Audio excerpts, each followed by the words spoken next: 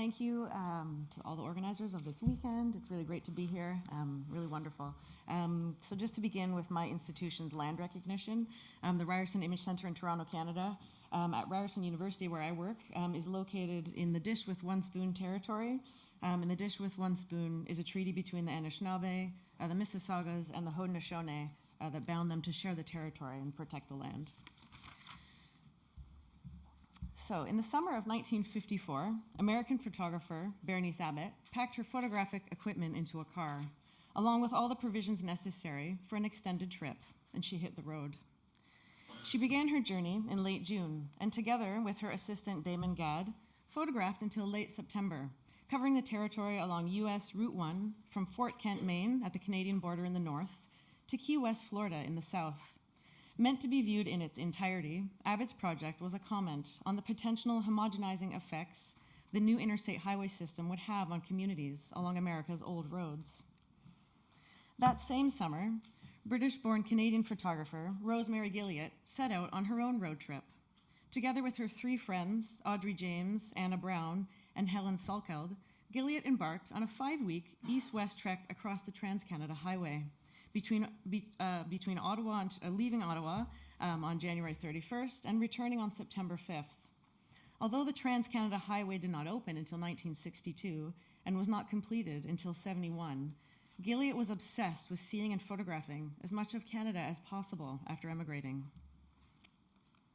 In 1955, 1 year after Abbott and Gilliat's trips, the Swiss-born American photographer Robert Frank began his own series of road trips in June of that year. He would make 3 in total, crisscrossing the United States, photographing from New York to California and Montana to Miami Beach, Florida. Funded by a Guggenheim Fellowship, Frank photographed for 2 years, sometimes traveling alone, sometimes with his wife and his family. His work, intended as a book, resulted in the famous 1958 French publication Les Américains. Initially rejected by American publishers, the English version was eventually popularized with the addition of an introduction by the American poet Jack Kerouac.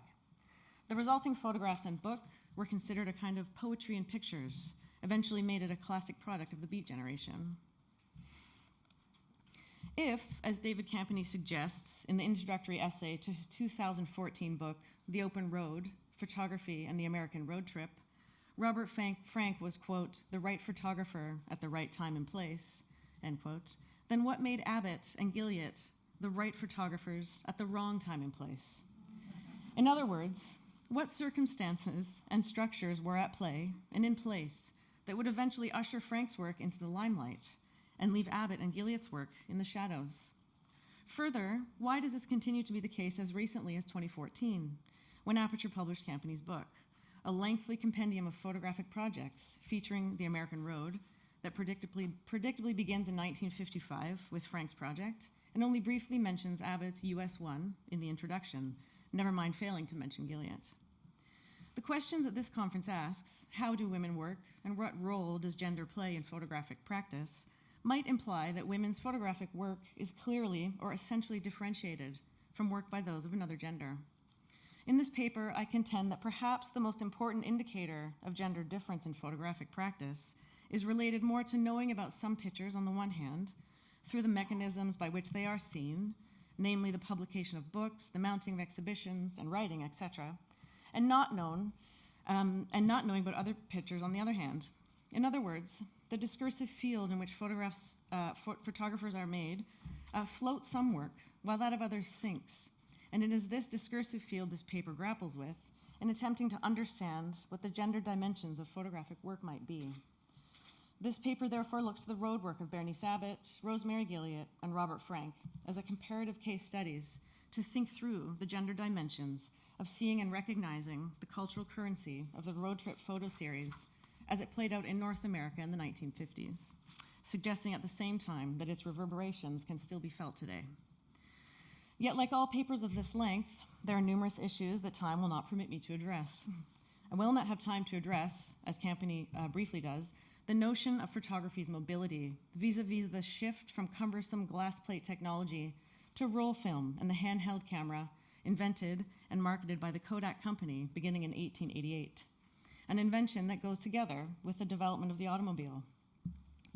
More specifically, and something Campany does not address at all, I do not have time to address the gender dimension of both these inventions. The ways in which the Kodak was marketed for women as a simple, hassle-free process, and how the Kodak girl, introduced in 1893, was the advertising stand-in for this new, simple photographic process. I won't have time to comment on early developments of automobiles and their gender dimensions, developments that witnessed a showdown between the gasoline combustion engine, a somewhat filthy machine to start and operate before the invention of the electric starter, and the electric automobile, pitched as a, quote, women's car, as historian Dan Albert tells it, that was a sleeker, cleaner vehicle built as an extension of a Victorian parlor room. This paper will, however, attempt to shed light on why Frank's work that is repeatedly used to signal the beginning of most narratives related to photography and the road, and why his work is understood as classic, while the road work of Abbott and Gilliat continues to fall by the wayside. First, this paper will briefly chart the similarities amongst the three photographers, asking what they had in common as practitioners generally, and in what circumstances each photographer's work evolved. Second, it will tease out the differences between each photographer, paying specific attention to how those differences manifest in the visibility, or lack thereof, of their individual road projects. And so this is a spread from the introduction of Campany's book, where he talks about the Kodak camera and the automobile. He uses the Kodak girl ad as an illustration, but he leaves out any of the gender stuff that goes with it. So what then did Frank and Abbott and Gilliat have in common? Well, for starters, all three were outsiders, in a sense. Frank and Gilliat emigrated from Switzerland and England, respectively. Abbott, although born in the US, spent a significant amount of time away, returning home after 8 years spent in Germany and France. As was common at the time, all three photographers worked for various picture magazines. After Frank arrived in New York City in 1947, he became assistant photographer at Harper's Bazaar, and he did independent work for magazines such as Camera, Life, among others. Upon her return to the US in 1929, Abbott published portraits and images of New York in Harper's Bazaar, Fortune, and Vanity Fair, to name a few. In 1952, after pursuing photography professionally here in London in her 20s, Gilliat emigrated to Canada, and within a year of settling in Ottawa, began publishing photographs in the most influential Canadian journals of the time, namely Maclean's, Weekend Magazine, and The Beaver, as well as working on assignment for federal agencies, including the National Film Board of Canada's Still Photography Division. Frank admired the work of Bill Brandt, having praised it in an article he wrote for the for the Creative Camera magazine in 1969. Gilliat worked in the studio of Bill Brandt. After completing her primary education, she trained as a commercial photographer. While in Brandt's employ, she accompanied him to make photographs of the dock areas and poor sections of London's East End on the Thames River night patrols in the late 1940s and early 1950s.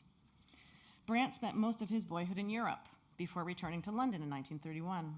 While abroad, he studied with the American photographer Man Ray in Paris.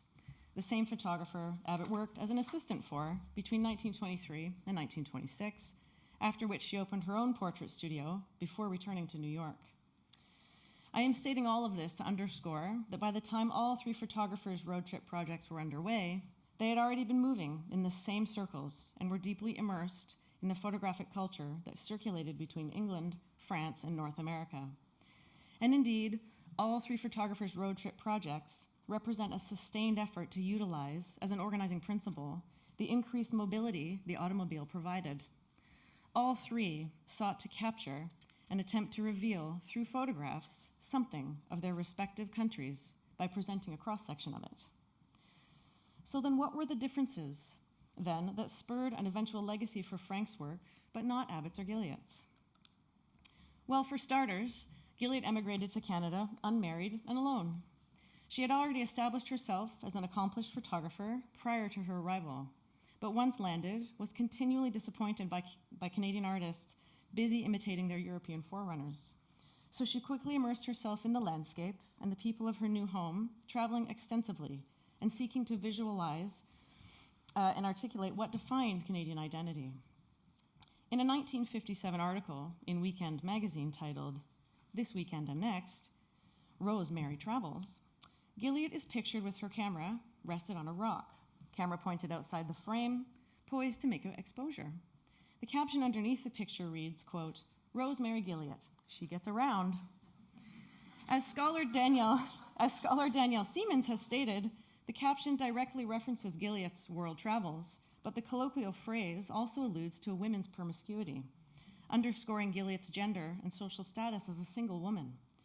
Outside the normative label of married, with no other respectable label available, Gilliat is portrayed not as a self-possessed image maker in her own right, but a wanton woman with compromised morals.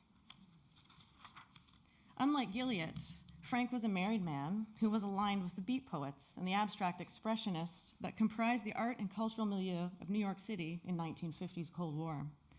Accordingly, photography for Frank became not fact, but a record of raw emotional experience.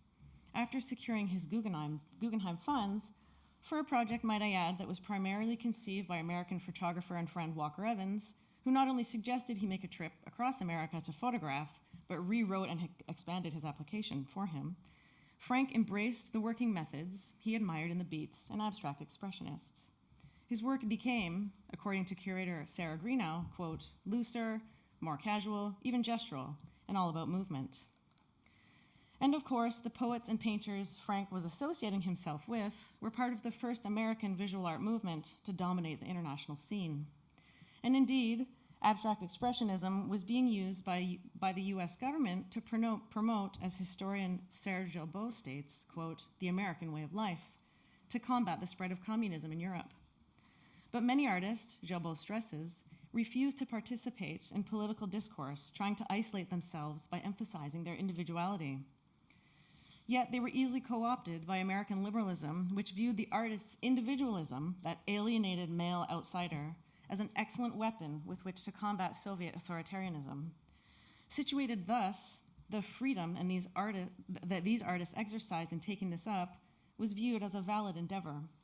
Eventually, Frank's roadwork was absorbed and elevated. It was a new style, if you will, derived from an alignment with the automatic writing of the beat poets and the processual painting of the abstract expressionists. For as Greenow reminds us, despite what was written in Frank's Guggenheim application, his intentions were not sociological or analytical, and unlike Abbott, they were not documentary. For her part, Abbott, like Gilliat, was also unmarried. She was also a lesbian, even though she did not openly identify as such at the time. In the 1930s, she developed a theory of documentary with her longtime collaborator and partner, Elizabeth McCausland, first articulated in her now famous Changing New York project. Unlike Frank's turn to an individual internal emotional landscape, Abbott and McCausland's theory featured what Abbott termed, quote, dynamic equilibrium, a characteristic of her theory that, as Abbott scholar Sarah Miller states, focused on, quote, the camera's power to image the invisible forces of time, change, and political power in the built environment, end quote. With US One, the idea of change was the ever-encroaching sameness of American mass consumer culture that threatened a, quote, leveling, to use Abbott's term, of the distinct differences that made one state unique from the other. She sought to capture this process of change before those distinctions disappeared. Like Frank, Abbott's mode of working echoed a cross-fertilization with ideas of European cultural and artistic avant-garde. But unlike Frank's approach, Abbott's was entirely documentary, or as Miller reminds us, documentary, premised on concepts that were completely dialectical, concepts in line with several German Jewish intellectuals, namely the literary critic Walter Benjamin, an associate of the Frankfurt School Circle of Marxist thinkers. Although Benjamin's life ended in tragedy, trying to escape the Nazis, many other academics fled to the United States in the years leading up to and during World War II. In fact, in 1933, New York City's New School for Social Research incorporated amongst their faculty numerous German scholars fleeing persecution. They formed a graduate department under the banner University in Exile. And 1 year later, Abbott began a post-teaching the first college course in photography, a position she held for over 20 years. While Abbott's exiled aesthetic theories may have contributed in part to the demise of her US One project in the context of the Cold War, she did pitch it to numerous publishers who all turned it down. Her marital status and her sexual orientation would have been anything but an advantage. Indeed, In her 2018 narrative about Abbott, biographer Julia Van Haften provides an example that is a stark reminder of the outsider world that women, specifically queer women, inhabited. Dorothea Todd, the mid-1920s feminist Vogue magazine editor, who actually penned an unpublished article on Abbott's work, was personally fired by publisher Condé Nast simply for being a lesbian. To conclude, it is in part because Abbott and Gilliat were women outsiders that their status as such did not garner for their work the elevated station that Franks eventually enjoyed, a station that is repeatedly valorized to this day. As I have tried to demonstrate, both Abbott and Gilliat's seemingly irretrievable status as gender outsiders versus Frank's more palatable Swiss outsider position provides compelling cases in the present for a re-examination of the masculinist, American, individualistic associations with the road trip. How women work in photography, then, is to say that women work. And they have always worked, and they will continue to work. And if there is one thing we can say about the present moment, there is much work left to be done on the open road.